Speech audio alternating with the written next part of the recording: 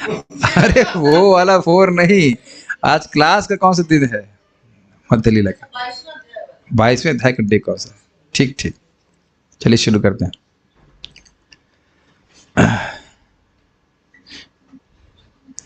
हम लोग इसको पढ़े थे, करा कामा क्रोधेर दास हैया तार लाथी खाए, भ्रमिते भ्रमिते यदि साधु वैद्य पाए, तार उपदेश मंत्रे पिशाची पलाए, कृष्ण भक्ति पाए तबे कृष्ण निकट जाए। काम और क्रोध के दास होकर उनकी लात खा खा करके जब व्यक्ति जगत में भ्रमण करता रहता है और किसी तरह साधु वैद्य को पाता है, इस पे महाराज जी को जो बोले थे वो कल बताना भूल गया मैं।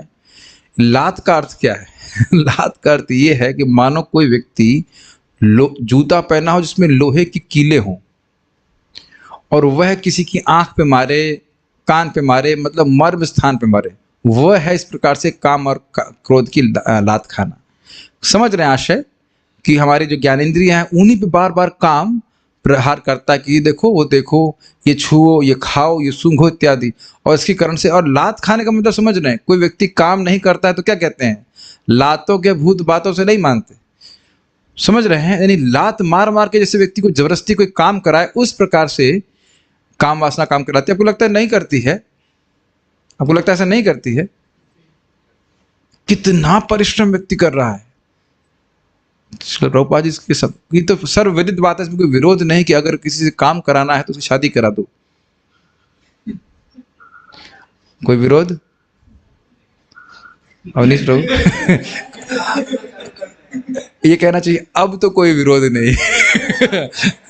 पहले बोला जाता तो शायद विरोध करते, लेकिन ये बात हमारे एक प्रभु जी हैं, वे सीनियर गॉड ब्रदर हैं, दामोदर प्रभु, कह सेवा के लिए तो आप गृहस्थ भक्तों को ही रखिए। समझ में आ गया? वो भगवान से ममता हो तो उस पर काम करे तो संदेह है, लेकिन परिवार से ममता है तो व्यक्ति करता ही है कि नहीं? और हमें अरे बगल में ब्रह्मचारी बैठे होते हैं, उनका कुछ मतलब क्या कौन सा होता है, BTG होता है ना, बैक टू गृहस्थ आश्रम, क्या बोलते हैं, ब्रह्मचारी टू गृहस्थ आश्रम होता है। तो हमने कहा भाई खाने को तो मिल ही रहा है, अच्छे से सोने को मिल रहा है भाई, तो कुछ है नहीं तो क्या इसके लिए इतना आपको क्या कुछ मिल रहा है? कहते नहीं प्रभु जी, अनुभव करने से समझ में आता है। ठीक है, फिर all the blessings what you can. तो इस प्रकार से हम लोग जगत में भ्रमण कर रहे हैं, और ऐसा मत सोचिए कि इस जगत में दुख है। क्या इंद्र बड़े सुखी हैं? आप लोग कभी सोचते नहीं कि सची देवी उनकी पत्नी है, फिर भी वह अन्य स्त्रियों के प्रति आकर्षित हो जाते हैं, वो भी इस जगत की स्त्रियां, मतलब पृथ्वी लोक की। आपको आज तक वो एक्सप्लेन कर सकता है इसको? मेरे तो आज तक समझ में नहीं आया। जब सच्ची उनकी मतलब पत्नी है और इतनी सुंदर सुंदर अप्सराएं हैं, फिर भी वो आकर्षित हो जाते हैं, ये क्या लॉजिक है? तो ये लात खाना है तो हुआ, बताइए। नहीं चाह रहा है फिर व्यक्ति भी कर रहा है। आप देखिए कितने लोग शराब पीते हैं, मांस खाते हैं, उनको ये पता भी है सिद्धांतिक रूप से कि ये पाप है, फिर भी वो एकदम खींच ले जाते हैं कि नहीं। कल मैं थोड़ा सा मतलब अतिरिक्त था इसको व्याख्या कर रहा, मैं व्याख्या बहुत महत्वपूर्ण है ये। और आप थोड़ा जरा सा लाइक मनन करें इसके ऊपर, तो आप देखेंगे कि अगर हम भक्तों को संग प्राप्त नहीं होता तो हमको शायद ये भी पता नहीं होता कि हम काम के दास हैं। Do you agree? ये भी पता नहीं होता कि हम किस प्रकार से अपने बस काम इच्छा को ही पूर्ण करने में लगे। और केवल स्त्री पुरुष का आकर्षण नहीं है, और जो कोई भी इच्छा है वो सब काम में डाल दी जाएगी। अखबार पढ़ने की इच्छा, क्रिकेट खेलने की इच्छा, वो सब कुछ, उसका कृष्ण से कोई संबंध तो है नहीं। और आपने देखा एक प्रकार का जो एक हंच, इंग्लिश में कहते हैं हंच, मतलब हंच नहीं कहेंगे उसको, एक डिजायर रहती है ना, इसे करना है भाई, इसे करना है, तुम करोगे नहीं तो कैसे सुखी हो जाओगे, इस तरह की भावना आती थी ना। और आप प्रैक्टिकल देख रहे हैं, तार उपदेश मंत्र पिशाची पलाई, कि अपने जीवन में नहीं देख रहे कितनी कितनी भोग की वासना एकदम ऐसे गायब हो गई, जैसे लगता है क्या कैसे मैं उसमें कैसे प्रवृत्त भी हो सकता था, है कि नहीं? मैं नहीं समझ रहा हूं एक भी भक्त यहाँ पे कभी सोचा होगा चाय पीने के लिए, जब कर मैं बोल रहा हूं तो याद आ रही होगी, जब में कभी चाय पीने की आदत नहीं होगी, नहीं याद आती होगी ना, है कि नहीं? और नहीं तो कितने लोग एडिक्ट होते हैं चाय के लिए। एक छोटा सा एग्जाम्पल और बाकी इसमें कुछ भी जोड़ लीजिए। तो ये प्रैक्टिकल होते हुए देख रहे हैं कि नहीं? जो महाप्रभु कह रहे हैं वो अपने जीवन में हम देख रहे हैं। भक्तों ने हमें हरे कृष्ण मंत्र के बारे में बताया कृष्ण की सेवा करो इत्यादि इत्यादि। तो आप भगवान की सेवा कर रहे हैं, अपने आप जो माया को सेवा करने की इच्छा है वो समाप्त हो रही है। और एक इच्छा होती है ना कि आज भागवत में क्या सुनेंगे, जब करेंगे, सुबह उठेंगे, है कि नहीं? आप इस परिवर्तन को अपने हृदय में देखिए, जो महाप्रभु बोल रहे हैं वो एक्चुअली होता है। ऐसा नहीं कि खाली बोली जा रही है बात, तो हमसे रिलेट नहीं कर पा रहे, तो फिर हमारी श्रद्धा उसके ऊपर होगी।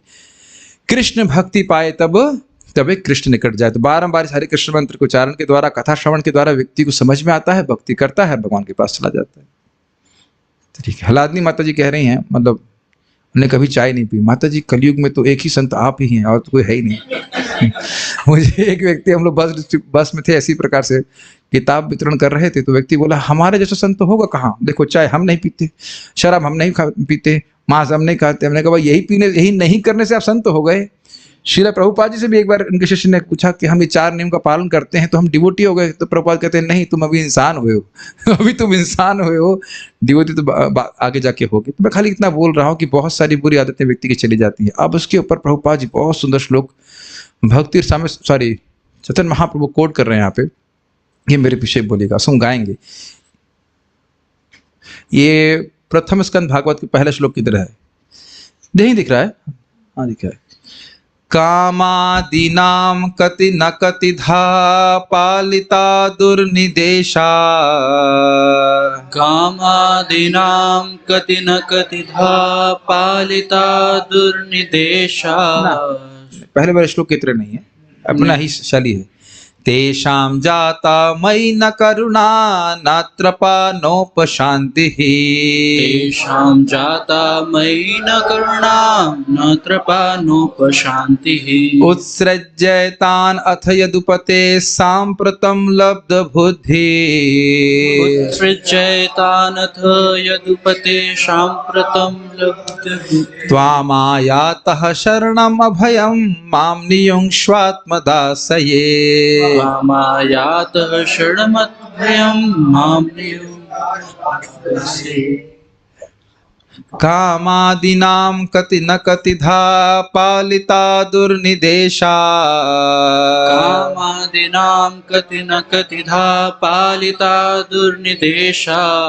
तेषां जाता मयि न करुणा नात्रपा नोपशान्तिः, तेषां जाता मयि न करुणा नात्रपा नोपशान्तिः। उत्सृज्यतान् अथ यदुपते साम्प्रतं लब्ध बुद्धि, उत्सृज्यते साम्प्रतं लब्धबुद्धि। त्वामायातः शरणम् अभयं मां नियुङ्क्ष्वात्मदासये, त्वामायातः शरणमभयं मां नियुङ्क्ष्वात्मदासये। बहुत सुंदर, एक बार फिर से बोलेंगे। ये श्लोक मैं कई बार कोट कर चुका हूँ, आप लोग आंखों के सामने है और याद करने का प्रयास कीजिएगा। कामादीनां कति न कतिधा पालिता दुर्निदेशा, कामादीनां कति न कतिधा पालिता दुर्निदेशा। तेषां जाता मयि न करुणा नात्रपा नोपशान्तिः, तेषां जाता मयि न करुणा नात्रपा नोपशान्तिः। उत्सृज्यतानथ यदुपते साम्प्रतं लब्ध बुद्धि, उत्सृज्यतानथ यदुपते साम्प्रतं लब्धबुद्धि। त्वामायातः शरणम् अभयं मां नियुङ्क्ष्वात्मदासये, त्वामायातः शरणमभयं मां नियुङ्क्ष्वात्मदासये। मुझे अभी याद आ रहा है कि इसका अन्वय भी मिल जाएगा, आगे से अन्वय भी, आगे श्लोकों में अन्वय भी हम डाल सकते हैं। पहले देखते हैं अनुवाद। हे प्रभु, काम वासनाओं के अवांछित आदेशों की कोई सीमा नहीं है। यद्यपि मैंने इन इच्छाओं की इतनी सेवा की है, किंतु उन्होंने मुझ पर रंच भर भी दया नहीं दिखलाई। उनकी सेवा करने में न तो मुझे लज्जा आई, न ही मैंने कभी उन्हें त्यागने की इच्छा की।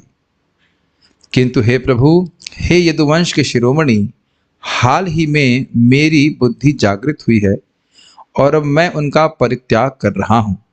अपनी दिव्य बुद्धि के कारण मैं अब इन अवांछित इच्छाओं का पालन करने में से मना करता हूँ और आपके अभय चरण कमलों में शरण के लिए आया हूँ।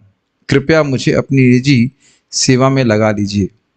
पहले तात्पर्य पढ़ते हैं, फिर इसका अनुवाद देखेंगे। यह श्लोक भक्ति रसामृत सिंधु में भी आया है। जब हम हरे कृष्णा कृष्णा कृष्णा हरे हरे, हरे राम राम राम हरे हरे इस महामंत्र का जप करते हैं, तब हम यह कह रहे हैं कि हरे अर्थात हे हरे हरे नोट नहीं, मेरे में यही लिखा हुआ है, आपसे नहीं, आपके ठीक है।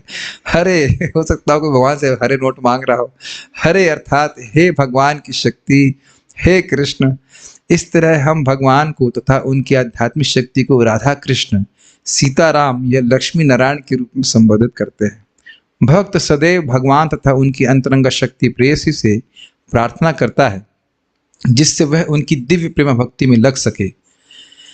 जब बद्धजीव अपनी वास्तविक आध्यात्मिक शक्ति प्राप्त कर लेता है और भगवान के चरण कमलों में अपने आप को पूर्णतः समर्पित कर देता है, तब वह भगवान की सेवा में लगना चाहता है। यही जीव की वास्तविक वैधानिक स्थिति है।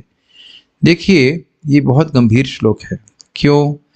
हरे कृष्ण मंत्र करते करते पहले तो हमें कुछ समझ में नहीं आता है, लेकिन जब करते करते जब आत्मा की जागृति होने लगती है, तब हमको समझ में आता है कि हम बहुत ही विकट परिस्थिति में हैं। देखिए, हैं तो हम लोग चिन्मय जीव, और कहाँ है? इस एकदम जड़ शरीर में, जहां हम अपने आप को भूले हुए हैं, है कि नहीं? तो इस प्रकार से जब जीव की जागृति होती है, इसे जीव जागृति का श्लोक कह सकते हैं। अवेकनिंग, समझ, अवेकनिंग ऑफ द जीवा। हरे कृष्ण मंत्र के उच्चारण के द्वारा जब थोड़ी जीव की जागृति होती, तब वो इस प्रकार की बात सोचता है कि हमने कितना समय अपनी भोग इच्छाओं को पूर्ण करने में व्यर्थ किया। कृष्ण को समय का मतलब इसमें सोचेगा कि एक जीवन, कितने कितने जीवन हमने व्यर्थ किए हैं। पूरा पिछले का जन्म नहीं समझ में आ रहा है, इस जीवन को देख रहे हैं ना।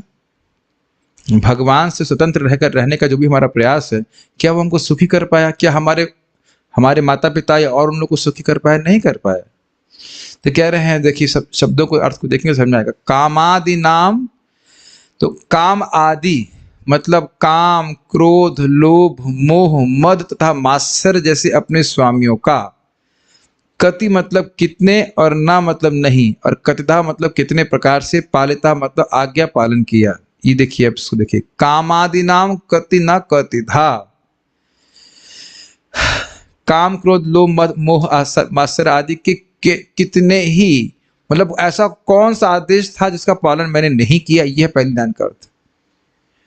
पालिता, मैंने पालन किया। तो मान लो कोई पूछे, तो उसका मतलब है कि आपको सही गाइडेंस दे रहे होंगे तभी तो आपने पालन किया। तो कहते हैं ना, दुर्निदेशा, ये दुर्निर्देश देने वाले थे, ये मुझे बारंबार जन्म मृत्यु के चक्र में गिराने वाले थे। तो मान लो कोई पूछे कि भाई आप इतने जन्म जन्मांतर सेवा किए हैं, तो कोई कहेगा अब चलो रिटायर करते हैं। यहाँ पे भी हम देखते हैं कि भाई 50 कितना, 55, आई डोंट नो, 55 उम्र है, 62 हो गई अब, 62 साल में रिटायर करते हैं, 60 पे कर देती, ठीक है। तो 60 साल के बाद तो गवर्नमेंट रिटायर कर देती, फिर कहती है कि पेंशन भी देंगे। तो कुछ करना है ना यहाँ पे कि रिटायरमेंट करते चलिए, अब आपने इतना सेवा कर लिया, अब आपको और सेवा करने की जरूरत नहीं है। कुछ भी है, उफ कृष्णा, छोटी सी चीड़ भी परेशान करती है। कुछ भी हो, 60 हो, 62 हो, 70 हो, चाहे कुछ भी हो लेकिन रिटायरमेंट करने का मतलब क्या? अब आपने बहुत सेवा की है, अब आपको सेवा करने की जरूरत नहीं है। ऐसा होता है ना। लेकिन यहाँ क्या कह रहे हैं? तेषाम जात मई ना करुणा। ये जो 6 स्वामी है, काम, क्रोध, लोभ, मोह, मद, मात्सर्य, इनको मुझ पे करुणा नहीं आए कि भाई अब इसने जन्म जन्मांतर सेवा की है तो छोड़ दें इसको। अच्छा, उनको करुणा नहीं आई तो आपको शर्म नहीं आई उनकी सेवा करते हुए? कहते हैं ना त्रपा, मुझको भी शर्म नहीं आई इनकी सेवा करने में। संस्कृत का एक श्लोक है, कामातुरम न भयम न लज्जा। जो व्यक्ति कामातुर हो गया, न तो उसे कोई भय होता है, न कोई लज्जा होती है वो गलत कार्य करने में। इसीलिए आप पढ़ोगे, प्रहलाद महाराज कहते हैं कि भक्त के लिए या आत्म साक्षात्कारी पुरुष के लिए जिस पथ पे चल रहा है, काम सबसे खतरनाक है, क्योंकि काम प्रेम के बिल्कुल विपरीत है ना। काम में क्या, हम अपनी तृप्ति की इच्छा चाहते हैं, प्रेम मतलब भगवान की सेवा, भगवान की इंद्रियों के सुख चाहने की इच्छा तो एकदम उसके विपरीत है, जीव को बिल्कुल विमुख कर देगा। इसीलिए भगवान गीता में कहें, जही शत्रु महाबाहो काम रूप दुरासदम। इस काम रूपी शत्रु से संधि करके तुम जो है रहो। नहीं, जही का मतलब होता है मार डालो। याद आ रहा है, क्षत्रिय के लिए साम दाम दंड भेद होता है। तो कह रहे हैं ये जो काम रूपी शत्रु है, ये साम दाम और भेद से मानने वाला नहीं है, इसको दंड ही देना होगा, मृत्यु दंड देना होगा। ऐसा करके अब पढ़ चुके, हम पढ़ा चुके हैं गीता चर्चा यथारूप में। तो न त्रपः, समझ रहे हैं, मुझे कोई शर्म नहीं आई इसकी सेवा करने में। न उपशांति, और ना ये शमित हुआ। आप जानते हैं कि काम को जितना आप देंगे, उसमें घी डालेंगे तो अग्नि के समान और भड़कता जाएगा। काम रूपेण कौन्तेय दुष्पुरेण नलेन चः। दुष्पूर है मतलब इसको कितना भी संतुष्ट करो ये संतुष्ट नहीं होने वाला, और अग्नि के समान ही धधकता रहता है। तो अब क्यों आए मेरे पास? मान लो भगवान कहें और जो आप सेवा कर ही रहे तो करते रहिए। तो कहते हैं उत्सृज्यतान, उत्सृज्यतान अथ यदुपते सांप्रतम लब्ध बुद्धि। सांप्रतम मतलब होता है संप्रति, मतलब अब, इस समय। हे यदुपति अर्थात यदु के स्वामी कृष्ण, उत्सृज्यतान, उत्सृज्यतान का अर्थ है उत्पन्न हुई है। कहाँ है? नहीं, उत्सृज मतलब त्याग कर। इनको मैं त्याग रहा हूं, इनकी सेवा को त्याग रहा हूं। और संप्रतान, अब लब्ध बुद्धि अर्थात मेरी बुद्धि जागृत हो गई है। त्वाम आयातः शरणम, मैं आपकी शरण में आया हूं। अभयम माम, मुझको अभय प्रदान कीजिए। कैसे? नियुंक्ष्व आत्मदासये, अपने दास के रूप में सेवा प्रदान करके। क्या हरे कृष्ण मंत्र का यही अर्थ है कि नहीं है? माधवी माता जी आप बैठ सकते हैं कुर्सी पे, अगर आपको ऐसे दिक्कत है ना, कंफर्टेबल होकर बैठिए से कोई दिक्कत नहीं। माता जी की कुर्सी ला दीजिए, शी कैन सिट नाइसली। आपको जाओ कंफर्टेबली बैठिए माता जी, कोई दिक्कत नहीं, बहुत स्पेस है, बैठिए, अब आराम से बैठ सकते हैं। अरे कोई दिक्कत नहीं, बैठ जाइए, आराम से बैठिए, कोई दिक्कत नहीं। You are our guest, no problem, sit properly, seriously. तो ये समझ में आ रहा है श्लोक? फिर से मैं बता रहा हूं, कितने करोड़ों करोड़ों जन्म से भक्त कह रहा है कि मैंने काम आदि की सेवा करी। काम आदि मतलब काम, क्रोध, लोभ, मोह, मद, मात्सर्य। ये श्लोक समझ लीजिए, फिर इसको एकदम मग लीजिए, गागा कर गागा कर गागा कर। ये हमारी स्टोरी सुना रहा है, किसी और की नहीं। इनको मैंने पाला, इनका पालन किया है। तो क्या उन्होंने सही निर्देश दिया? कहते ना, दुर्निर्देश दिया। बारंबार मुझे जन्म मृत्यु के चक्र में धक्का दे दिया है। तेषाम जात मई न करना, और उनको कोई मुझ पे मतलब दया भी नहीं आई कि बेचारा वापस माँ के गर्भ में जा रहा है, कितना दुख भोगेगा ना, अब तो छोड़ दो उसको ना। और मुझे भी शर्म नहीं आई, ना तरपा, मुझे भी कोई शर्म नहीं आई सेवा करने में, ना उपशांति, और नहीं शांत हो रहे हैं ये। उस सृजताम, लेकिन अब मैं इनको त्याग रहा हूं। अथ, अथ मतलब अब, इसलिए मैं इनको त्याग रहा हूं।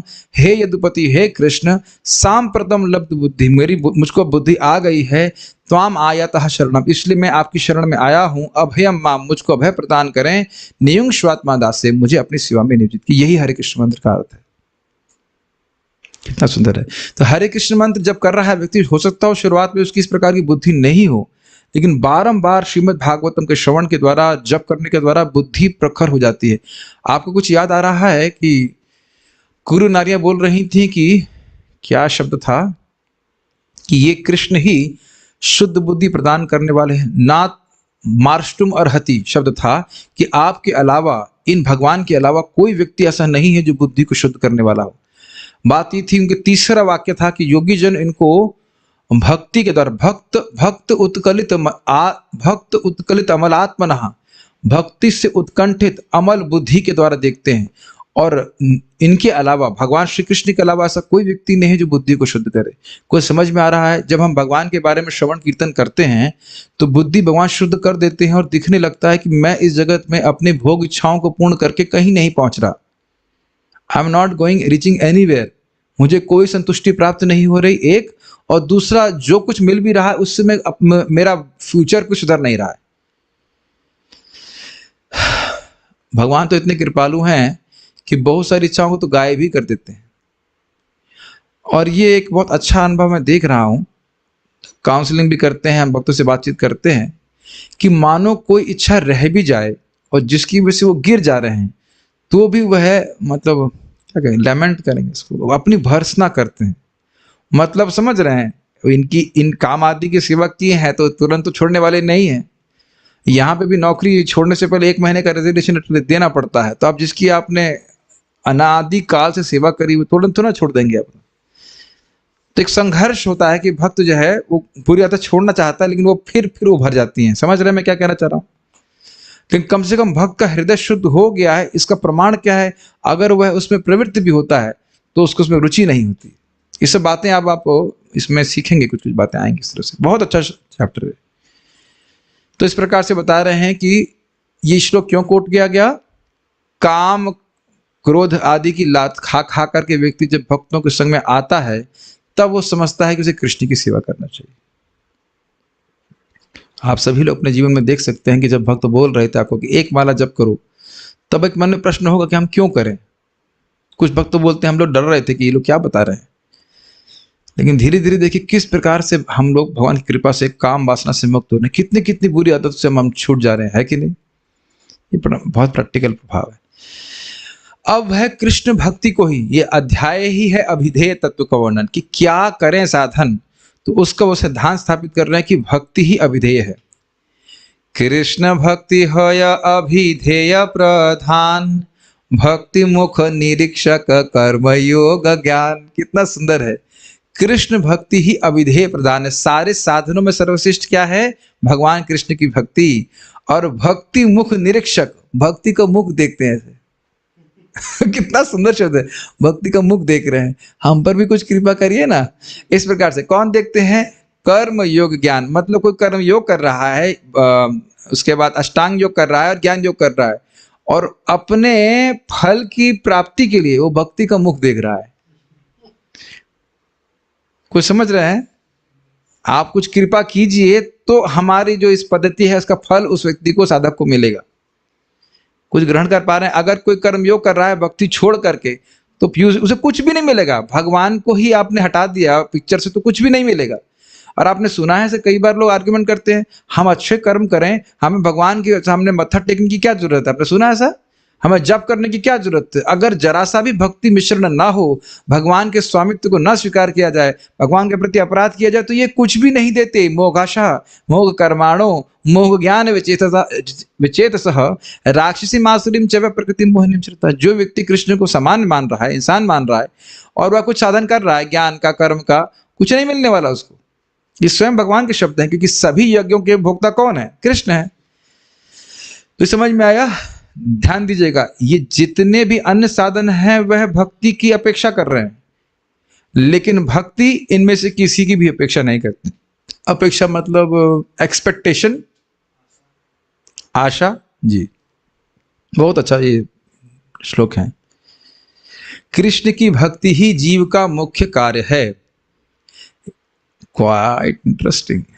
यद्यपि बद्धजीव की मुक्ति के विविध साधन हैं, यथा कर्म, ज्ञान, योग तथा भक्ति, किंतु ये सब भक्ति पर आश्रित हैं। आपने पहली लाइन देखी, इसको देख के क्या लग रहा है? थोड़ा मनन करने का प्रयास कीजिए। कृष्ण की भक्ति ही जीव का मुख्य कार्य है। मुख्य कार्य से क्या मतलब है? प्राइम, इंग्लिश में कहेंगे प्राइम। और आप देख सकते हैं कि हमारे यहाँ पे लोग हमें क्या प्रचार करते हैं घरों पे, भक्ति करो, कौन मना कर रहा है भाई, लेकिन नौकरी भी करना है, परिवार भी करना है, ये भी करना है, वह भी करना है, ये बहुत महत्वपूर्ण है। लेकिन यहाँ महाप्रभु क्या कह रहे हैं? मानव शरीर प्राप्त करके भक्ति करना महत्वपूर्ण है, बाकी सारी चीजें भक्ति को सपोर्ट करने के लिए होनी चाहिए। कितनी अलग तरह की असली पापा जो शिक्षा दे रहे हैं वो तो काफी अलग से है ना। इधर के नकली पापा तो कुछ भी बोलते रहेंगे, नहीं बोलते अरे भाई 2 घंटे 2 मिनट 2 घंटा ऐसे जब करने की क्या जरूरत है? 2 मिनट कर लिए बहुत है। अब इतना मरने की क्या जरूरत है? एकादशी में खाओ मत और जप को मत कर, ये जप ही करते रहो, इत्यादि इत्यादि। तो इससे पहले कि आप उनकी शिक्षा सुने या किसी की शिक्षा सुने, उससे पूछे कि जीवन का उद्देश्य क्या है। और अगर अभी भी नहीं समझ में आ रहा है तो बहुत सिंपल उदाहरण समझ में आ जाएगा। अगर कोई व्यक्ति आईएएस की तैयारी कर रहा है तो खाता नहीं है, सोता नहीं है, कपड़े भी धोता है इत्यादि करी, लेकिन उसका मुख्य कार्य क्या है? आईएएस की तैयारी करना। अब समझ में आ गया? कुछ दिक्कत है? और कोई उसमें कोई व्यक्ति मतलब दिक्कत बोलता है कि भाई तुम ये ही क्यों कर रहे हो? मेरी बातें समझ में आ रही हैं? क्या बोलते हैं कि अपना समय खराब कर रहा है। अरे आईएएस तो चलिए बहुत हो गया, एमबीबीएस की तैयारी करते हैं, उसमें भी तो बच्चे मुख्यतः पढ़ते ही रहते हैं ना। आईआईटी की तैयारी करते लोग पढ़ते ही रहते हैं। मैं खाली कहने का मतलब है कि एक लक्ष्य लेके चल रहे हैं तो उसमें बाकी का सब कार्य सेकेंडरी होते हैं, खाना पीना सब कुछ सेकेंडरी होता है। मुख्य कार्य है उस प्रयोजन को प्राप्त करने के लिए उपयुक्त साधन को करना। और नहीं करने पर डांट पड़ती कि नहीं, पढ़ क्यों नहीं रहे हो। मुझे इतनी हंसी आती इसी बात पे कि हमारी बहन, हम नाम आ जा रहा है मुंह पे, लेकिन वो छोटी बच्ची को देख रही खुश होकर कि भाई सुबह से हमारी लड़की 10 से 3 पढ़ रही है। और आश्चर्य ये है कि वो ये नहीं समझ पा रही कि पढ़ क्या रही है। What is right alignment in MS word. What is left and centre alignment in MS word. उसकी गलती नहीं, लेकिन वो सोचते क्या ज्ञान है बताइए, भौतिक रूप से भी यूजलेस है कि नहीं। उसकी डेफिनेशन याद कर, आज तक कभी डेफिनेशन याद किया एमएस वर्ड में राइट अलाइनमेंट लेफ्ट अलाइनमेंट क्या होता है? उसी का श्रवण कीर्तन कर रहे हैं आप लोगों को। बहुत सिंपल सी बात लग रही, कोई कर रहा है चैतन्य चरितामृत का पाठ? कोई तो नहीं कर रहा है। तो ये प्रभुपाद जी का बहुत सुंदर शब्द है, इसको समझ में नहीं आता व्यक्ति को कि इस जगत से, ये जगत जेल की तरह है, उससे बाहर निकलना, भक्ति के द्वारा करके बाहर निकल जाए, ये मुख्य कार्य है। यहाँ फंसे रहना ये मुख्य कार्य नहीं है। ए सब साधनेर अति तुच्छ बल, कृष्ण भक्ति बिना तहा दिते नार फल। इन सब साधनों का अत्यंत तुच्छ बल है। किनका? कर्म, अष्टांग योग, ज्ञान इत्यादि। कृष्ण की भक्ति के बिना ये कोई फल देते नहीं। अब जरा विचार कीजिए, एक बार कृष्ण बोलिए, एक बार बोलिए कृष्ण, फिर से बोलिए, थोड़ा और बोरियत होकर बोलिए कृष्ण। तो मान लीजिए आप एकदम बोर होकर बोल रहे हैं कृष्णा, एक बार और बोलिए ठीक है कृष्णा। अगर ऐसे, और मान लो गुस्से में बोले कृष्णा, ए कृष्णा, किसी भी तरह से नाम उच्चारण किया है तो बताओ कितने जन्म के पाप नष्ट होते हैं? अनंत जन्मों के। अब क्या कंपेयर करेंगे आप बताइए, क्या कंपेयर करेंगे? अरे भाई, जब अगर ना भी रुचि हो, ये तो याद रहना चाहिए ना, कैसे भी नाम उच्चारण कर रहा है तो मुक्त हो रहा है, कैसे भी, कथम अपी। अब आप कंपेयर कर लीजिए। हाँ, एक कृष्ण नाम से जितने पाप नष्ट हो जाते हैं उतना पाप करते नहीं पा रहे, कर नहीं पाएगा। लेकिन इतनी बुद्धि लोगों की जड़ है कि जब तक कुछ बड़ा आयोजन ना करे व्यक्ति, कुछ जब तक कुछ, महाराज कहते जब तक हाको डाको नहीं हो, हा हो हा ना हो, तब तो लगता ही नहीं कुछ हुआ है। कृष्ण, इसी से सब पाप नष्ट हो जाएगा, ऐसे कैसे हो सकता है? ये अश्रद्धा के कारण ही इनको लाभ नहीं मिलता है। तो इससे मैंने खाली ये बोला कि एक भक्ति का देखिए, तुलसी जी की केवल देखने मात्र से वैकुंठ की प्राप्ति होगी, दृष्टा स्पृष्टा तथा ध्याता, छूने मात्र से, है ना, प्रणाम करने से, पूजा करने से, नहीं श्रवण करने से लगा कि यार तुलसी, तुलसी पेड़ से प्रार्थना कर रहे हैं। तो शास्त्रीय श्रद्धा से युक्त होगा तो समझ में आएगा कि भक्ति अपने आप में बहुत बड़ा फल देने वाली है। भक्ति के बिना आत्म साक्षात्कार के अन्य सारे साधन दुर्लभ तथा तुच्छ हैं, दुर्बल तथा तुच्छ हैं। कृष्ण की भक्ति किए बिना ज्ञान तथा योग से वांछित फल प्राप्त नहीं हो सकता है। शास्त्रों में तात्पर्य कभी कभी सकाम कर्म, तार्किक ज्ञान तथा योग पर बल दिया जाता है। यद्यपि लोग इन विधियों का अभ्यास करने की प्रवृत्ति रखते हैं, किंतु कृष्ण भक्ति का स्पर्श पाए बिना उन्हें वांछित फल प्राप्त नहीं हो सकता। दूसरे शब्दों में वास्तविक वांछित फल तो कृष्ण के प्रति सुप्त प्रेम को जगाना है। श्रीमद् भागवत में कहा गया है, इससे पहले जो कहा गया उसकी बात करें हम लोग, पहले एक चीज देख लें कि इस प्रकार से शास्त्र में, भगवत गीता में ही कर्म योग, अष्टांग योग और ज्ञान योग के बारे में क्यों बताया? सीधे भक्ति के बारे में क्यों नहीं बताया? अधिकार, उनका अधिकार नहीं है भक्ति में, इसलिए बोला गया। ध्यान से सुनिएगा, कर्म योग उस व्यक्ति के लिए जो बहुत कर्मठ है, उसको कहो कि भाई 10 से 11 या जिस भी समय आप बैठ के कथा सुनो ना, हमसे नहीं हो सकता। कोई 1-2 माला जप करो, वो नहीं हो सकता। कथा में आकर, कथा में रुचि ही भक्ति का अधिकार है। कुछ तो कथा सुने भगवान के बारे में, भी आप आगे सुनेंगे श्लोकों में, महाप्रभु बताएंगे। अब कथा में ही नहीं बैठना चाहता, क्या आप ऐसे लोगों को जानते हैं? आप नए लोग को लाओ, उनसे बैठा ही नहीं जाएगा, 5 मिनट भी कथा में नहीं बैठा जाएगा, है कि नहीं? और उनसे कहो कि 1 माला जप करो, आप ऐसे लोग जानते हैं? 1 माला भी उनको लगे कि ना, हम नहीं कर सकते। अच्छा, तो अब आप देखिए, कर्म लोग तो उनसे बोलेंगे कुछ आप अपना धन भगवान की सेवा में लगा दीजिए, तो ठीक है, वो अलग बात है। लेकिन देखिए, धन लगाना हमेशा कर्मयोग नहीं होता है, ध्यान दीजिएगा। जैसे भी हमने बोला भक्तों, क्या भक्तों की सेवा के, वैष्णव की सेवा के लिए आप कुछ धन दीजिए, तो ये कर्मयोग है ना जी, ये कर्म, ये भक्ति योग है। आप स्वयं स्वेच्छा से एकदम कॉन्शियस हो कि इससे हमारी भक्ति बढ़े, तभी तो लोग क्या कह सकते हैं, अपना धन दे रहे हैं ना। ये तो क्लियर है ना कि क्यों दे रहे हैं, तो ये भक्ति बढ़ाने के लिए कर रहे हैं ना, ये तो भक्ति हुई कि नहीं। मैं फिर बोल रहा हूं, ये कर्म योग नहीं है। वैष्णवों की सेवा के लिए आप कुछ धन देते हैं तो ये कर्म योग नहीं है। कभी भूल के मत सोचिएगा, आप लोग जो जप कर रहे हैं वो कर्म योग नहीं कर रहे हैं, ये भक्ति योग है। कुछ क्लियर हो रहा है? लेकिन कुछ लोग हैं, जब आप कुछ नहीं कर सकते, वो कुछ पैसा कमा रहे हैं, तो धन को भगवान की सेवा में लगाना, भगवान की सेवा में कहे अच्छे कार्य में लगा दिया, ऐसे करके भगवान की सेवा मान कर, तो कर्मयोग हो गया। कुछ समझ रहे हैं इस बात? अच्छा, और ज्ञान योगी कैसे, वो इतने तपस्वी हैं कि हम कहते हैं भक्ति क्या होगा, उनको लग रहा है जब तक कुछ विशेष तपस्या नहीं करें तो नहीं, कुछ होने वाला नहीं है। ये सब लिखा है इसमें भक्ति रसामृत सिंधु में।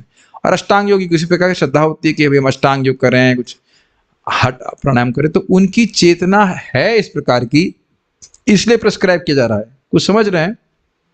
ऐसा नहीं है कि भक्ति में कुछ कमी है, भक्ति कुछ फल नहीं दे पाएगी, इसलिए कर्म और ज्ञान का अनुशीलन करना चाहिए। मेरी बातें समझ में आ रही हैं? मान लीजिए कोई व्यक्ति का हृदय अशुद्ध है, काम क्रोध से युक्त है, तो आप कहे कि नहीं, हृदय को शुद्ध करने के लिए हम कुछ अष्टांग योग करें, तो यह भक्ति के प्रति अपराध होगा। मतलब हम ये कह रहे हैं कि भागवत और हरिनाम हमारे हृदय को शुद्ध करने के लिए पर्याप्त नहीं है। कुछ समझ में आ रहा है मैं क्या कह रहा हूं? भक्ति अपने आप में पूरी तरह समर्थ है, और अन्य जितने भी योग पद्धतियां हैं वह जीव को वैसे शुद्ध नहीं कर सकते जैसे भगवान की भक्ति करना। Make sense? ठीक है। अच्छा, वांछित फल क्या है जरा देखना होगा। श्रीमद् भागवत, ये आप समझ रहे हैं कि अन्य योग पद्धतियां जो जीव के लिए परम सुखमय फल है, जो जीव को सुखी कर सकता है, बेसिकली जीव को सुखी होना है। और यही प्रश्न भागवत में उठाया गया कि शास्त्रों का वह सार जो जीव को सुखी करती वो बताइए। 6 प्रश्न कुछ याद है? शास्त्रों का वह सार जो जीव को पूर्ण रूप से सुखी कर दे, ये प्रश्न था ना पहले, और यही प्रश्न अर्जुन भी पूछे थे ना, यत् श्रेयः निश्चितम सब ब्रूहितन में, मेरे लिए परम श्रेय क्या है ये बता दीजिए आप। दोनों लोग यही प्रश्न कर रहे हैं, परम श्रेय की प्राप्ति क्या है? तो परम श्रेय यही कि जीव आनंदमय हो जाए, क्योंकि आनंदमय होना हमारा स्वरूप है। तो उसका उत्तर देते हुए यह श्लोक बोले थे शिला सूत गोस्वामी, एकदम क्लियर, न लेफ्ट न राइट, क्योंकि एकदम सीधा प्रश्न है तो सीधा उत्तर दे रहे हैं। क्योंकि कोई सोचेगा मैं कर्म योग के द्वारा श्रेय की प्राप्ति करूंगा, कोई कहेगा मैं ज्ञान योग के द्वारा करूंगा, कहते ना, केवल भक्ति के द्वारा जीव सुखी हो सकता है। तो उस पर बोलते हैं भागवत 1.2.6, सवै पुंसां परो धर्मो यतो भक्तिर अधोक्षजे अहतुक्य अप्रतिहता ययात्मा सुप्रसिद्धति। सवै, वही, निश्चित रूप से वही, और पुंसाम मतलब सभी इंसानों के लिए, इसमें स्त्री पुरुष का भेद नहीं है, बच्चे बूढ़े का भेद नहीं, सभी के लिए परधर्म, वही परधर्म है। अर्थात धर्म के वो अनुष्ठान ही परधर्म कहलाएंगे जिसमें कुछ नियमों का पालन कर रहा है। साधना भक्ति यथा भक्तिर अधोक्षज, जिससे भगवान अधोक्षज में भक्ति हो जाए। अधोक्षज मतलब जो इंद्रियों के परे हैं, जो इंद्रियों के जनित ज्ञान के परे हैं, उन भगवान अधोक्षज में हो जाए भक्ति। अधोक्षज अर्थात भगवान श्री कृष्ण जी गोस्वामी जी कहते हैं। अधोक्षज शब्द रिजर्व अर्थ है कृष्ण के लिए। आप ये नहीं कह सकते कि इंद्र अधोक्षज हैं। क्यों हैं? नहीं है, क्योंकि इंद्र अन्य देवताओं के इंद्रियों के गोचर हैं, वो दिख जाते हैं उनको, ब्रह्मा जी भी दिख जाते हैं, लेकिन केवल कृष्ण ही हैं या विष्णु ही हैं जो इन देवताओं की इंद्रियों के भी परे हैं। समझ में आ रहा है? कैसी भक्ति हो जाए? तो कह रहे अहेतु की, अर्थात उसके बदले में कुछ चाहिए नहीं, रिवर्स में नहीं चाहिए कुछ। समझ में आ रहा है? कृष्ण की हम सेवा कर रहे हैं और उसके रिवर्स में कुछ चाहिए, ऐसा नहीं। और ऐसी भक्ति अगर अहेतु की भक्ति होती है तो अप्रतिहता, अर्थात वह किसी उपाधि से बाधित नहीं होती। गृहस्थ है, ब्रह्मचारी है, वानप्रस्थ, सन्यासी है, कोई भी है, स्त्री है, पुरुष, इसमें इस प्रकार का कोई रुकावट इस भक्ति में नहीं होता है। ठीक है? उससे क्या हो जाएगा? तो कह रहे हैं ययात्मा सुप्रसिद्धति, इससे जीव बहुत सुखी हो जाएगा। समान शब्दों में कहें कि ऐसी भक्ति जिसमें कोई अभिसंधि नहीं है, मतलब कुछ बैक में नहीं चाहिए, केवल कृष्ण को संतुष्ट करने की इच्छा है, ऐसी इच्छा अगर होती है तो जीव को भक्ति जब करता है इस प्रकार की, तो उसे बहुत सुख मिलता है। ये बहुत गंभीर श्लोक है, और परधर्म को ही साधना भक्ति कहा जाता है। और साधना भक्ति किसे कहा जाता है? वैसे तुम सुनेंगे आगे, फिर बता दे रहा हूं। साधना भक्ति मतलब अपनी इंद्रियों से संपादित भक्ति, जिसका लक्ष्य है भाव भक्ति। इस समय आप लोग अपने ही कान से सुन रहे हैं या किसी और के कान से सुन रहे हैं? मैं अपने ही मुख से बोल रहा हूं या किसी और के मुख से बोल रहा हूं? दूसरे को पैसा दे करके आप नहीं श्रवण कर सकते। कुछ समझ रहे हैं? जैसे आप बोलते हैं ना, पंडितों को बिठा देते हैं, आप जपो, राम नाम जपो, होता है ना घरों में, इतने 1000 बार जप कीजिए, वो भक्ति नहीं कहलाती साधना भक्ति। समझ रहे हैं? अपने से जप करना होगा, अपने से श्रवण करना होगा, और लक्ष्य क्या होना चाहिए? भाव भक्ति। तो ये उसको साधना भक्ति कहते हैं, उसी को परधर्म कहते हैं। बाकी अगर भोग इच्छा से व्यक्ति भक्ति कर रहा है तो उसको परधर्म नहीं कहा जाएगा, वो सकाम भक्ति है और अच्छी बात है, भक्ति किसी भी तरह से की जाए, लेकिन वो परधर्म नहीं। Make sense? मान लो कोई कहे कि मैं संतान के लिए जप कर रहा हूँ या और किसी चीज के लिए भागवत पढ़ रहा हूँ, तो या कोई भी भक्ति का अंग कर रहा है लेकिन भौतिक लालसा से युक्त होकर कर रहा है, तो वो परधर्म नहीं। थोड़ा थोड़ा बताया मैंने, आगे पढ़ते हैं। मानव धर्म का वह है जिससे दिव्य भगवान की प्रेमा भक्ति मिल सके। ऐसी प्रेमा भक्ति निस्वार्थ और रुकावट रहित होनी चाहिए, जिससे आत्मा की पूर्ण तुष्टि हो सके। अच्छा, एक बात आपने कभी सोचा है कि आत्मा को दुख कहां से मिल रहा है? नहीं समझ में आया श्लोक? हाँ, यही संस्पर्शजा भोगा दुख यो न एवते। तो जो भी दुख प्राप्त हो रहा है वह इंद्रिय विषयों से, इंद्रियों के संपर्क के द्वारा। मेरी भाषा समझ में आ रहा है ना? तो आप बताइए कि इंद्रिय विषयों का इंद्रिय संपर्क कब तक होता रहेगा? नहीं, शरीर की बात नहीं है। जब तक भोग इच्छा, अगर भोग इच्छा नहीं होगी तो व्यक्ति कभी संपर्क नहीं करेगा। तो यानी कि भक्ति जैसे जैसे बढ़ती जाएगी, ये जो दुख का स्रोत है वह वहां से दुख की सप्लाई वो कटती चली जाएगी और भाव स्तर पे एकदम जीरो हो जाता है, कोई भोग नहीं, पूर्ण आनंद में जीव रह जाता है। आप देखिए ना कि हम 24 आवर भक्ति करना मुश्किल होता है, कुछ तो इंद्रिय तृप्ति चाहिए भाई, ऐसे कैसे होगा? है कि नहीं? How can we live without some sense? इतना तो बनता है भाई, इतना तो, how can we live without at least 2 jalebis? That is too much, है कि नहीं? कुछ तो चाहिए ना। तो कह रहे हैं कि ऐसी प्रेमा भक्ति की अवस्था में कोई भी भोग की इच्छा नहीं रहती। हम लोग को निरुत्साह नहीं होना चाहिए, क्योंकि भक्ति करते ही आप देख रहे हैं कितनी सारी इच्छाएं गायब हो गई कि नहीं? कौन गायब किया? तो बाकी इच्छा कौन गायब करेगा? कृष्ण ही करेंगे। बस अपने को श्रवण कीर्तन में लगे रहना, जैसे जैसे भक्ति बढ़ती जाएगी भोग इच्छा अपने आप समाप्त हो जाएगी। भोग नहीं समाप्त होंगे जरूरी नहीं कि भोग समाप्त हो जाए, लेकिन इच्छा समाप्त हो जाएगी। भोग प्राप्त होते रह सकते हैं, लेकिन व्यक्ति उसको निर्लिप्त भाव से वह भोग स्वीकार करता है। बहुत सारी बातें आज आ रही ना, आज के डिस्कशन में बहुत सारी बातें हैं। वस्तुतः कर्म, ज्ञान तथा योग भगवत प्रेम को जागृत नहीं कर सकते। बहुत इंपॉर्टेंट बात है। कर्मयोग, ज्ञान योग, अष्टांग योग, ये हृदय का शुद्धिकरण कर देते हैं। कर्म योग हृदय का शुद्धिकरण कर सकता है, लेकिन अगर आप कहें कि ये प्रेम दिलवा दे भगवान का, तो ना। भक्त्या संजात्या भक्त्या, भक्ति करने से ही भक्ति आती है। तो अगर कोई कहे कि हमें क्लास समझ में नहीं आती है, तो क्या करना चाहिए? क्लास में नहीं आना चाहिए, कर्मयोग करना चाहिए, है ना? ना, कथा सुनने से ही कथा समझ में आएगी। और आप देखेंगे जब सुनते रहेंगे तो अकस्मात पता भी नहीं चलेगा समझ में कैसे आने लगी। आपने ऐसा अनुभव किया है कि पहले तो लग तो रहा है कुछ कुछ बोल रहे हैं, हिंदी जैसी तो लग रही है, लेकिन कुछ समझ में नहीं आता था, और आप जब करते रहिए, प्रसाद खाते रहिए, सुनते रहिए, और एकदम से स्विच ओवर हो जाता है। बल्कि ये होता है कि कुछ इजी क्यों नहीं बोलते, कुछ कठिन क्यों नहीं बोलते, तो बहुत ईजी है। क्या आप लोग ऐसा अनुभव कर रहे हैं, या क्या लगता है विजय प्रभु? कुछ अधिक समझ में आता है पहले से? क्या नाम है आपका? नाम बोले पीछे वाले। मोहन प्रभु, क्या लगता है आपको? आपको पहले देखिए कि क्या बोल रहा है व्यक्ति, वही समझ में नहीं आता है, लेकिन आप जब करते रहिए, नियमित रूप से श्रवण करते रहिए, तो एकदम पिकअप करने लगता है व्यक्ति। मुझे पता है कि जो मैं बोल रहा हूँ कुछ बातें तो ग्रहण ही नहीं हो पाती, क्या बोल रहे हैं,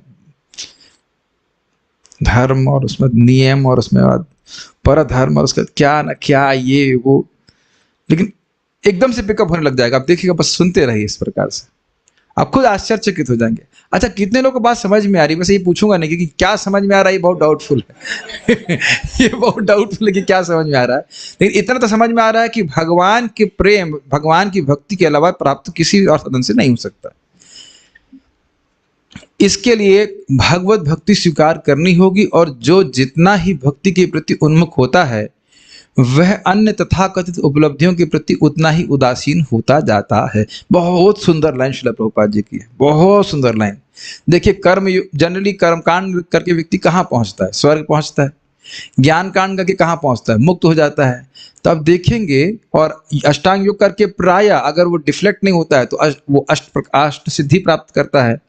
तो जैसे जैसे व्यक्ति भक्ति कर रहा है, भक्ति में सामर्थ्य है उन सारे फलों को देने के लिए। स्वर्ग चाहिए स्वर्ग मिल जाएगा, मुक्ति चाहिए मुक्ति मिल जाएगी, और सिद्धियां चाहिए तो सिद्धियां भी प्राप्त हो जाएंगी। प्रभुपाद क्या कह रहे हैं यहाँ पे? उदासीन नहीं चाहिए। ये बात आगे जाकर के कहेंगे एक जगह पे, बिल्व मंगल ठाकुर, जब से आप में भगवान कृष्ण मुकुंद है, आप में भक्ति हुई है, तो मुक्ति, मूर्तिमान मुक्ति हाथ जोड़कर मेरे सामने खड़ी है सेवा करने के लिए। लेकिन भक्त उधर ध्यान नहीं देते। जैसे एक बात समझिए, हाँ आप लोग समझ सकते हैं, आप लोग द्वारका नहीं, गुजरात से यहाँ आ रहे थे वृंदावन, तो वृंदावन लक्ष्य था, ट्रेन से आ रहे थे ना आप लोग, तो बहुत सारे स्टेशन पड़े रास्ते में नहीं। क्या उन सभी स्टेशनों को आपने देखा कि नहीं? देखा होगा अगर रात में नहीं आ रहे हैं, लेकिन उन सभी के प्रति उदासीन थे कि नहीं? और जो लोग उदासीन नहीं थे वो जहां ट्रेन रुक गई वो उतर गए। समझ में आ गया कि नहीं? अब तो समझ में आ गया होगा।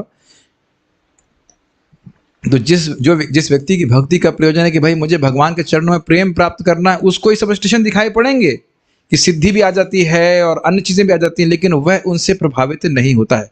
भगवान के वचन है 11वें स्कंद में कि यद्यपि भगवान के विभिन्न विष्णु स्वरूपों पर ध्यान करने से विभिन्न प्रकार की सिद्धियां हो जाती हैं, और भगवान उसका वर्णन भी करते हैं, कहते हैं ना यह भक्त के लिए एक बाधा है, इधर ध्यान नहीं देना चाहिए, जब तक भगवान का प्रेम प्राप्त नहीं हो उसको दम नहीं लेना चाहिए। इन सब चीज़ों से हमारा संतुष्टि नहीं होगी तो नहीं होगी, इसलिए कह रहे हैं उदासीन हो जाता है, ना उसको उसमें रस नहीं होता। महाराज बता रहे थे एक संत है ब्रज में, तो गुस्सा में होकर के बोलते हैं सारे धनी लोग हमारे ही पास आएंगे। मतलब उनके पास सब लोग धन देने के लिए आते रहते, तो कहते हैं सारे धनी लोग हमारे ही पास आएंगे ऐसे करके।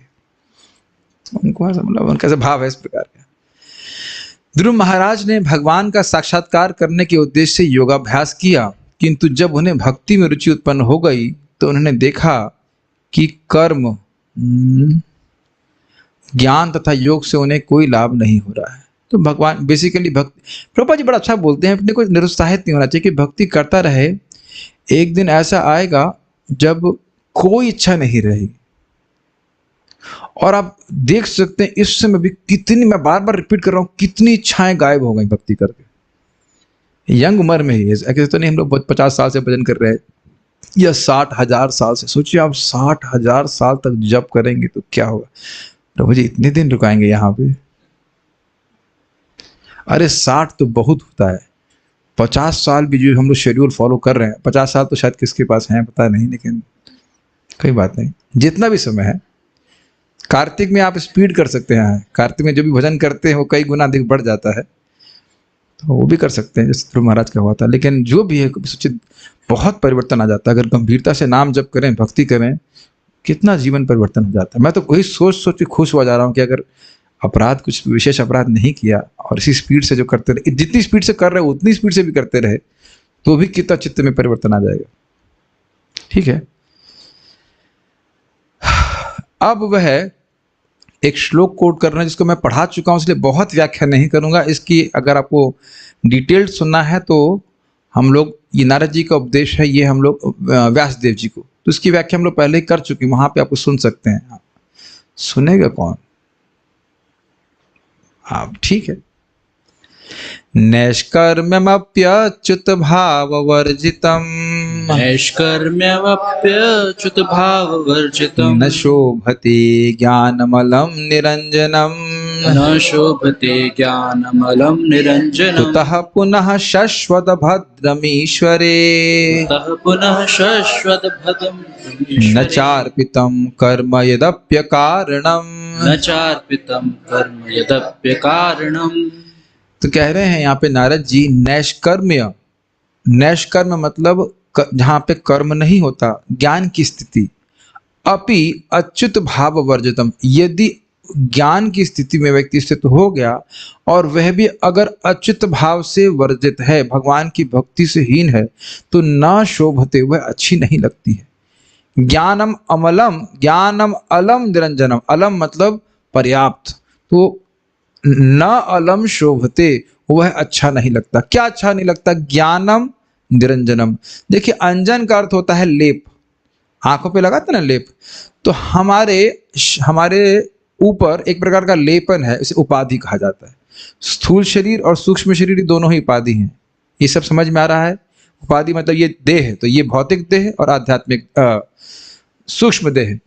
तो ये दोनों से अगर किसी का चित्त आवरण से हट गया है, मतलब वो स्थूल देह और सूक्ष्म देह से अपनी पहचान करना बंद कर दिया है ज्ञान के अभ्यास के द्वारा, लेकिन भगवान की भक्ति से शून्य है, भगवान का भाव नहीं है, भगवान के प्रति समर्पण नहीं, तो नारद जी कहते हैं न अलम शोभते, वह भी पर्याप्त रूप से अच्छा नहीं लगता।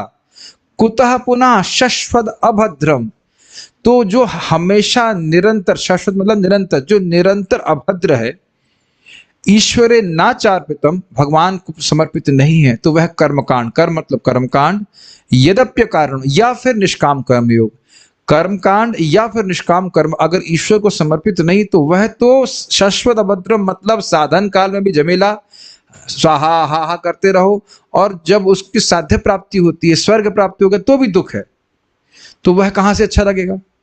कुछ कैमिक तो समझ रहे हैं। जब मुक्ति की अवस्था, ज्ञान की अवस्था, जिसमें व्यक्ति सारी भौतिक आसक्तियों से रहित है, वह भी अगर भगवान की भक्ति से युक्त ना हो तो अच्छा नहीं लगता।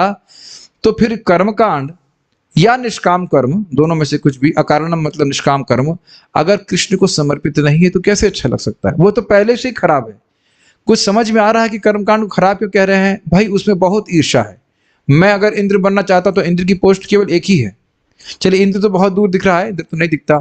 यहाँ पे आप देख रहे हैं कि कुछ तपस्या करता है किसी कंपटीशन में सेलेक्ट होने के लिए, और उसमें कुछ सीट्स होती हैं और आपस में लोग द्वेष करते हैं। अगर मुझे उत्तर आता है तो बगल वाले को नहीं बताता हूँ, या बताते हो कि नहीं मेरे से पूछ लो, हम उदार हैं।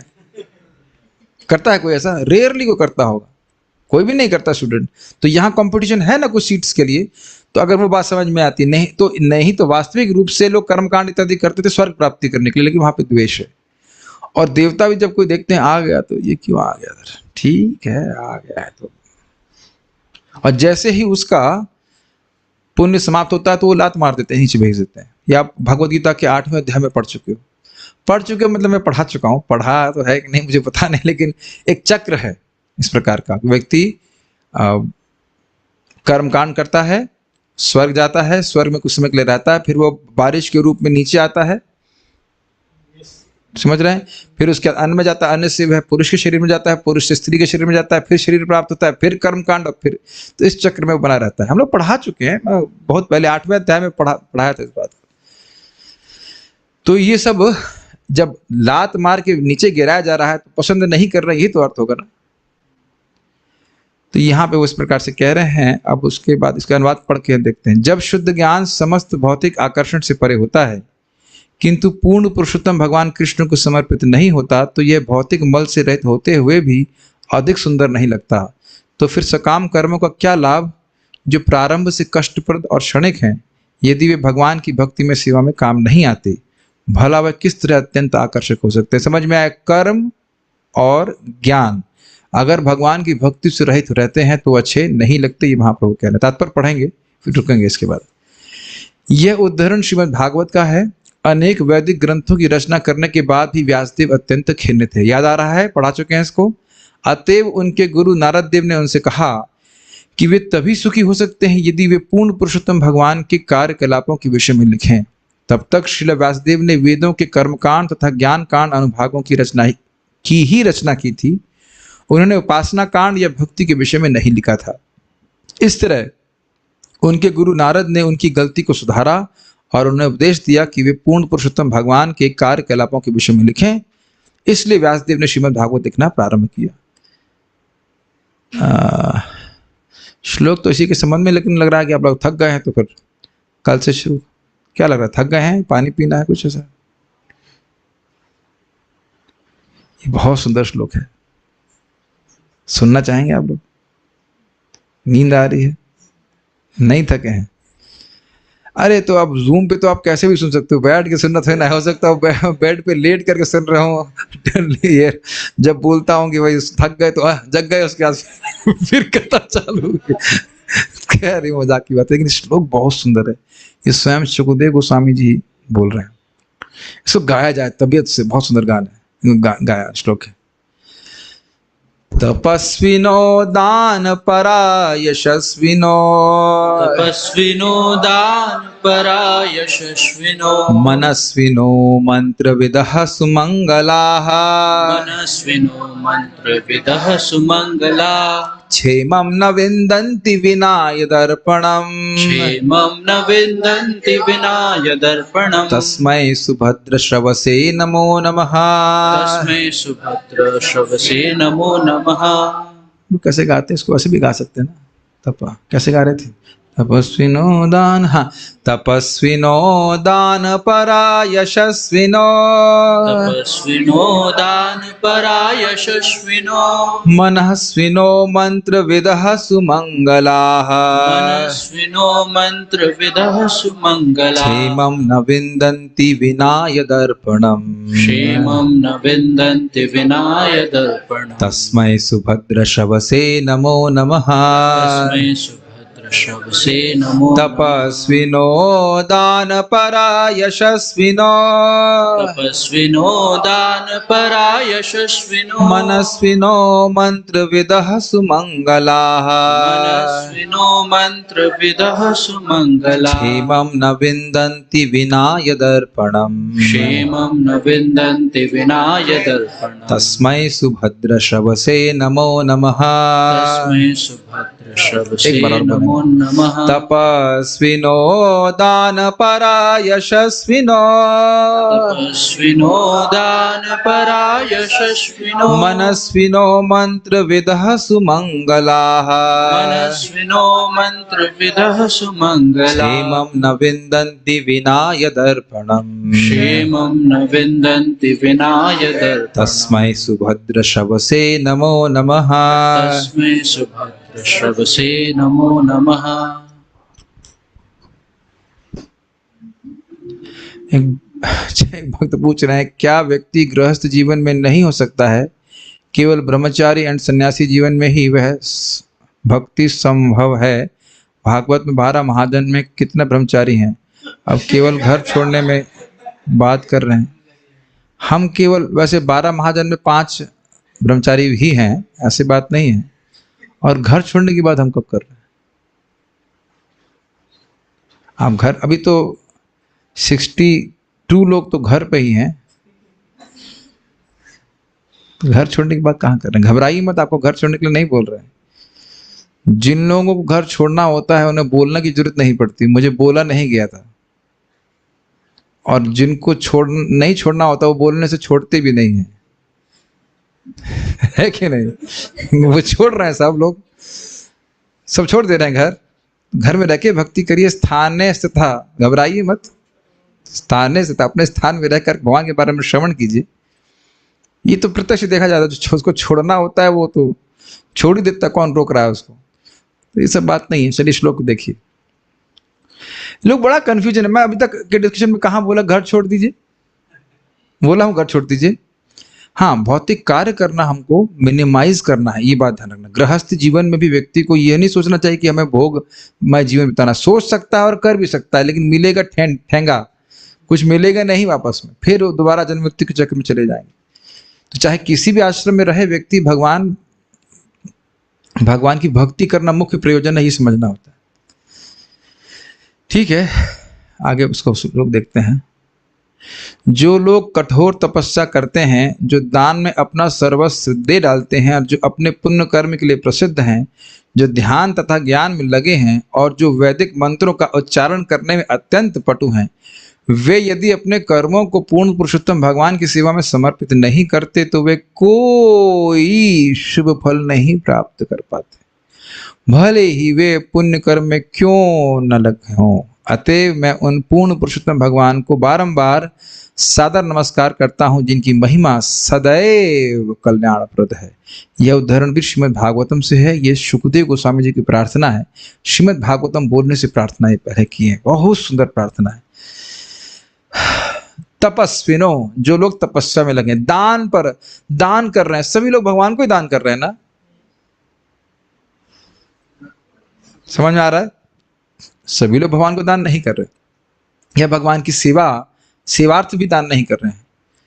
यशस्विनो अर्थात जो बहुत यशस्वी हैं इस जगत में। मनस्विनो, मनन करने में, चिंतन करने में बड़े एक्सपर्ट, जैसे कि हमारे एल्बर्ट आइंस्टीन, ये और भी कोई बहुत हैं जो जो कहते हैं स्टीफन, नाम याद स्मरण नहीं करना चाहिए लेकिन स्टीफन हॉकिंग्स इत्यादि, ऐसे बहुत लोग मननशील हैं जगत में, बहुत विचार करते रहते हैं। मंत्र विदः, जो मंत्र उच्चारण करने में श्रेष्ठ हैं।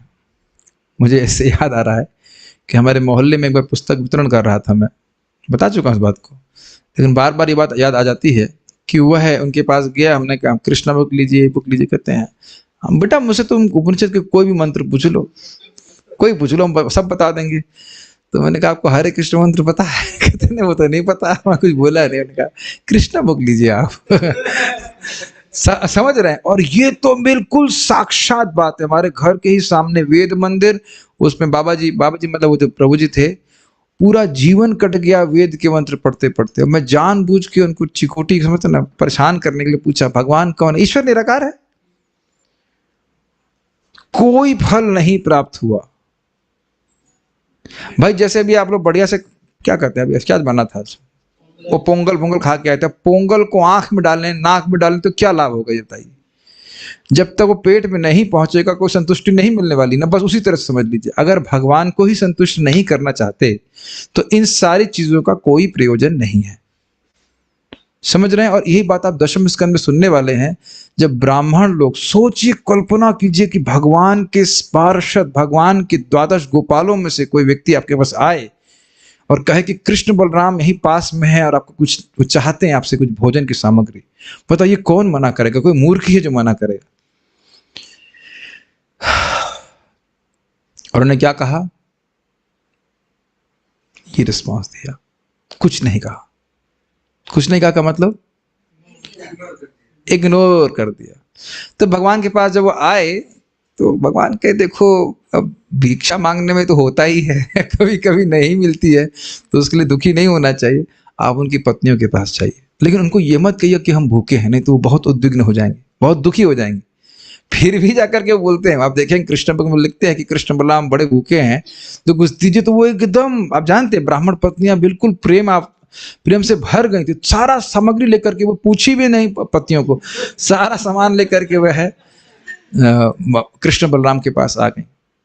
तो अब पूरी कथा जानते हैं। तो अब इस प्रकार से देख रहे हैं कि उन बाद में जब हम पत्नियां जाती हैं ब्राह्मणों के पास तो कहते हैं धिक्कार है हमारे ब्राह्मण होने का, धिक्कार है हमारे ब्रह्मचारी के रूप में ट्रेनिंग लेने का। भाई जिस यज्ञपति के लिए हम सेवा करना, इसके लिए यज्ञ कर रहे थे, वही हमसे मांगने आए और हम नहीं दे पाए।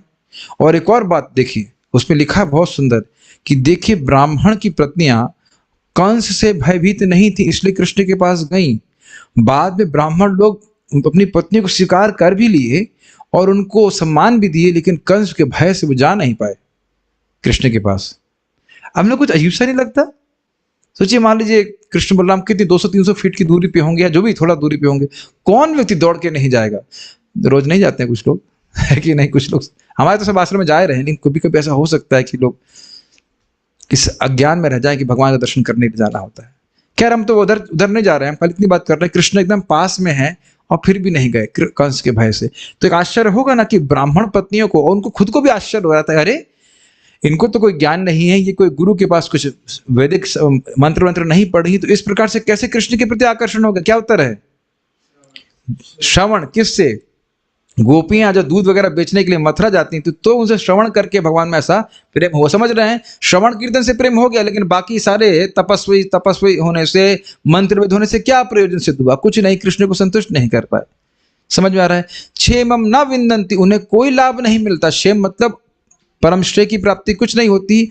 विना यदर्पणम, यदि अपनी तपस्या को वह कृष्ण को अर्पित नहीं करते, यदि अपने दान को, धर्म को भगवान की सेवा में नहीं लगाते, यदि यश है, मंत्र है, मनन जो कुछ भी है वो कृष्ण को नहीं अर्पित करते, तो ना वह किसी को, वह कल्याणप्रद नहीं होता। इसलिए कह रहे हैं तस्मै, उन भगवान को मैं प्रणाम कर रहा हूं जो सुभद्र श्रव से, जिनका यश सुनने से ही व्यक्ति का कल्याण होता है।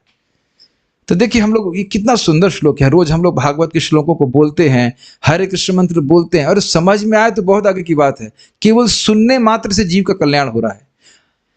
और जीव का कल्याण आप समझ रहे हैं, भोग बुद्धि का नाश और भगवान की भक्ति में बुद्धि लग रही है, यही जीव का परम कल्याण है। तो ये कैसे होता है? भगवान के बारे में श्रवण कीर्तन करने से। तो समझ में आ गया, श्रवण कीर्तन भगवान का पूरी तरह से समर्थ है जीव के अविद्या को नष्ट करने में, इसका मंगल नष्ट करने में, और ये सारे साधन बिना भक्ति के यूजलेस हैं, ये कहना चाहते हैं। कौन कह रहा है? ये शुकदेव गोस्वामी जी कह रहे हैं। ये बहुत अच्छे श्लोक हैं, बहुत अच्छे श्लोक हैं। अब क्या करें, 2-3 मिनट और पढ़ेंगे फिर रुक जाएंगे। केवल ज्ञान मुक्ति दीते नारे भक्ति बीने, कृष्णोन्मुख से ही मुक्ति होए बिना ज्ञान। केवल ज्ञान का अनुशीलन करे, मुक्ति दीते नारी भक्ति बिने। भक्ति के बिना केवल अगर ज्ञान का अनुशीलन कर रहा है, आत्मा क्या है, मैं आत्मा से अलग पदार्थ क्या है, तो मुक्त नहीं होगा। लेकिन कृष्णोन्मुखे से ही मुक्ति, अगर कोई जीव कृष्ण की सेवा में लग जाता है, कृष्णोन्मुख हो जाता है, तो वो मुक्ति तो बिना ज्ञान के ही प्राप्त हो जाती है। आप जानते हैं नामाभास से मुक्ति हो जाती है। क्या अजामिल मुक्त नहीं हुआ? वह तो, इसको तो यह भी पता नहीं था कि मैं भक्ति कर रहा हूं, अनजाने में ही बेटे का नाम नारायण नारायण बोलने मात्र से वह मुक्त हो गया। भक्ति का कहाँ है? भक्ति तो नहीं कह सकते कि भक्ति जानबूझ के कर रहा हो, अनजाने में भक्ति कर रहा था, लेकिन जानबूझ के तो भक्ति नहीं कर रहा था। भक्ति के बिना कोरा ज्ञान मुक्ति दिलाने में समर्थ नहीं है। दूसरी ओर यदि कोई भगवत भक्ति में लगता है तो वह ज्ञान के बिना भी मुक्ति प्राप्त कर सकता है। ज्ञान मतलब निर्विशेष ब्रह्म का ज्ञान। अर्थ यह नहीं कि आपको यह भी ज्ञान ना हो कि भगवान कौन है। इसका अर्थ यह नहीं है कि भगवान के गुणों को ना श्रवण किया जाए। जब भगवान के गुणों को श्रवण ही नहीं करेंगे तो भक्ति क्यों करेंगे, ये बताइए। अब यही नहीं सुना है कि हरे कृष्ण मंत्र क्या है, तो जपेंगे कैसे? तो ज्ञान का अर्थ समझ रहे हैं, निर्विशेष ब्रह्म का अनुसंधान। निर्विशेष ब्रह्म नहीं समझते हैं? अरे सब लोग ऐसे देखने से एकदम निर्विशेष ब्रह्म क्या है? निर्विशेष ब्रह्म अवनीश प्रभु बताइए, अवनीश प्रभु बताइए कि निर्विशेष ब्रह्म क्या होता है? निराकार समझना। जहानमा माता जी को पता है? निर्विशेष ब्रह्म नहीं पता है। निराकार मतलब, हाँ, भगवान श्री कृष्ण के शरीर से निकलने वाली दिव्य ज्योति, बस उसको ही वो देखते हैं, उसी का ध्यान चिंतन करते हैं, कृष्ण के रूप ध्यान नहीं करते, उसको निर्विशेष ब्रह्म कहते हैं। तो ऐसे ज्ञान से कि कोई ना जाने तो कोई फर्क नहीं पड़ता, वो ऐसे ही मुक्त हो जाएगा। भगवान का नाम जब करेगा अपने आप मुक्त हो जाएगा। उसको अलग से कुछ निर्विशेष ब्रह्म का अनुसंधान रिसर्च करने की जरूरत नहीं है। क्या हम बहुत धुआंधार बोल रहे हैं? समझ में आ तो रहा होगा कि ऐसा मुश्किल नहीं होगा। केवल ज्ञान से मुक्ति प्राप्त नहीं की जा सकती। भले ही कोई ब्रह्म तथा पदार्थ में अंतर बताने में सक्षम हो जाए, किंतु यदि कोई भूल से यह सोचे कि जीव पूर्ण पुरुषोत्तम भगवान के समकक्ष है, तो उसकी मुक्ति में अवरोध आ जाएगा। क्योंकि अपने आप को परम पुरुष या परम सत्य मानना अपराध है। अतः इसके कारण मनुष्य पुनः भौतिक जगत में आ गिरता है। जब ऐसा व्यक्ति शुद्ध भक्त के संपर्क में आता है, तब वह भव बंधन से वास्तव में मुक्त हो जाता है और भगवान की सेवा में लग सकता है। बिल्व मंगल ठाकुर की एक प्रार्थना यहाँ प्रासंगिक होगी। हाँ, इस श्लोक आगे ही तो बोल रहा था मैं, लेकिन इससे पहले समझ लीजिए इस बात को। कुछ लोग इस प्रकार का अनुशीलन करते हैं, ये पदार्थ है, ये आत्मा है, ये पदार्थ है, ये आत्मा है, ये आत्मा नहीं है, नेति नेति नेति, ये आत्मा नहीं है, ये वेबकैम आत्मा नहीं है, ये मिक्सर आत्मा नहीं है, ये आत्मा नहीं है, इसे कहते हैं नेति नेति, ये नहीं है, ये नहीं है। तो ऐसा अनुशीलन करते करते ज्ञान का कोई सोचने लग जाए कि मैं ही ब्रह्म हूं और मैं ही भगवान हूं, तो बस वही अपने 99 वाला सांप देखते हैं ना, कोई सोचने लग गया कि मैं भगवान हूं और वापस आकर नीचे गिर जाएगा।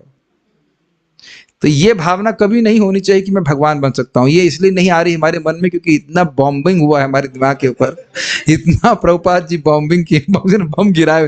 तुम भगवान के दास हो, तुम भगवान के शाश्वत दास हो, तुम हमेशा से भगवान के अधीन हो, या तुम माया के अधीन या कृष्ण के अधीन। सुनते हैं ना, बॉम्बिंग कर करके हम एकदम नीचे बैठ जाते हैं ना भाई, हम कृष्ण के दास ही हैं, हम कभी भगवान नहीं बन सकते। और ये बहुत अच्छी बात है क्योंकि ऐसे व्यक्ति की भगवान सहायता करते हैं। ठीक है,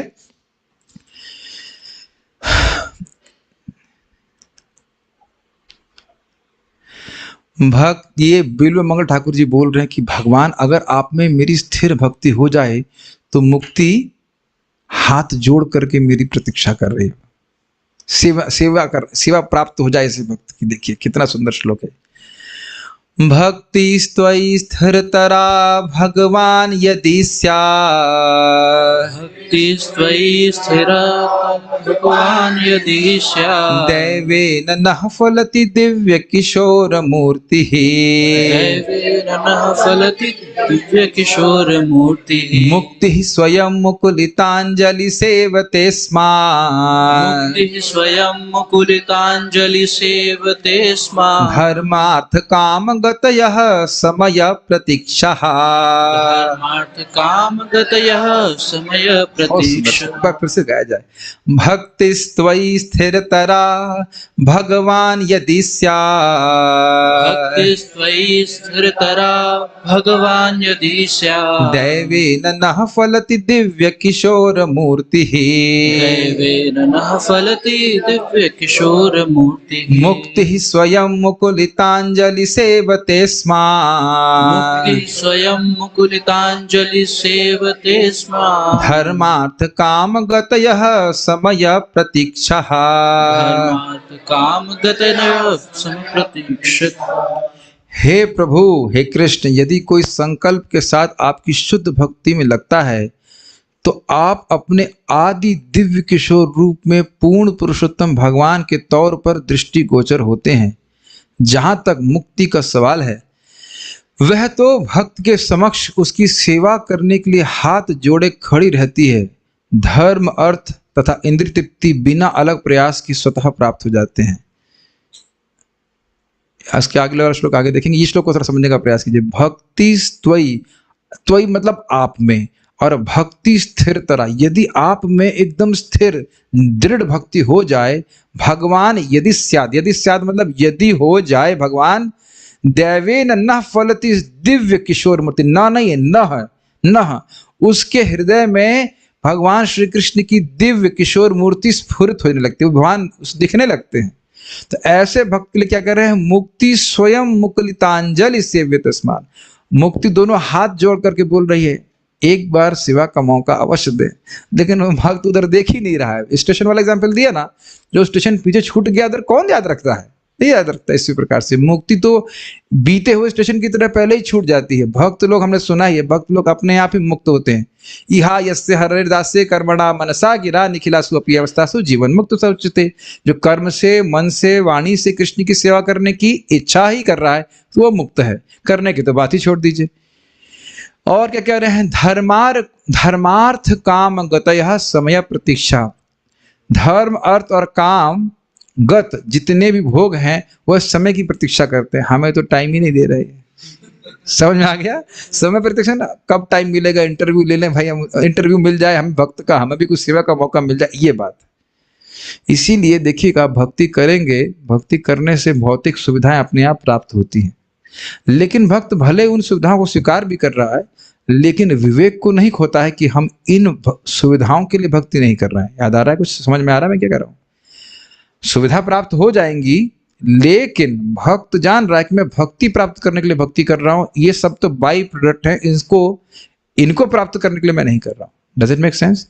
उसके बाद बहुत सुंदर श्लोक ब्रह्मा जी का, वो हम कल चर्चा करेंगे, जल्दीबाजी नहीं करना चाहते। बहुत सुंदर श्लोक है कि अगर कोई व्यक्ति भक्ति के पथ को छोड़ देता है और अन्य ज्ञान आदि के प्रयास करता है, उसे क्या मिलता है? हिंट है, थोथा भूसा। थोथा भूसा उसको मिलेगा। तो भूसा हम लोग अगर खाना चाहते हैं या भूसा का डिफ्रेंसिएशन जानना चाहते हैं तो ब्रह्मा जी के अनुसार हम कल सुनेंगे। एक छोटा सा डिस्कशन है।